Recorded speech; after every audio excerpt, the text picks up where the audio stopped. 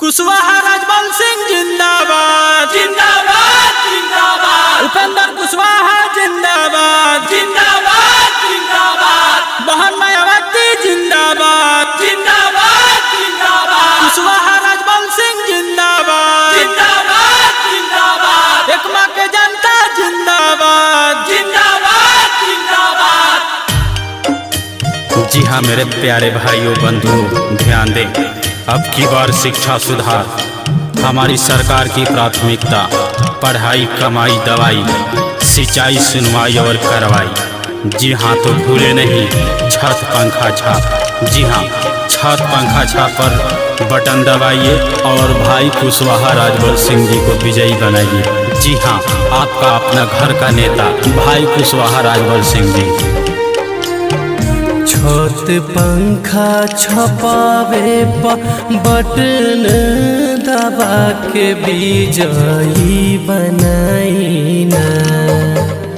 छत पंखा छपावे बटन दबा के विजयी बनाईना।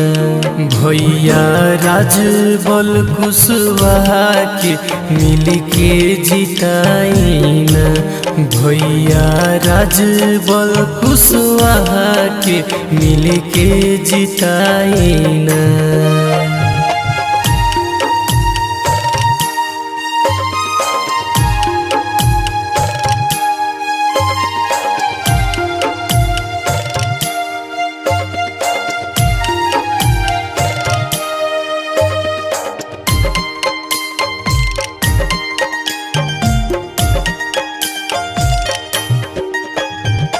दुखिया गरीबवन के सन हउए भैया विचार करीना।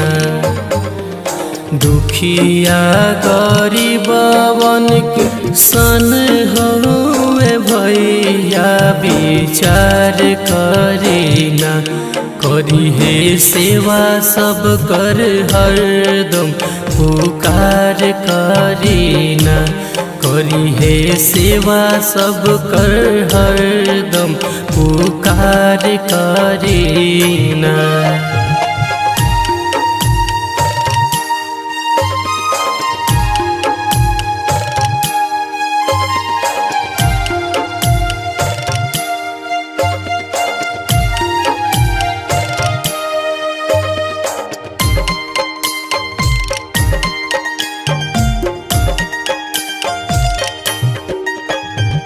गरीबी सावास जवन काम बहादुर सब पूरा करी है जी। गरीबी सावास जवन काम बहादुर सब पूरा करी है जी। अपना जनता गरीब खातिर कबूलरी है जी। अपना जनता गरीब खातिर कबूलरी है जी। SA recording studio.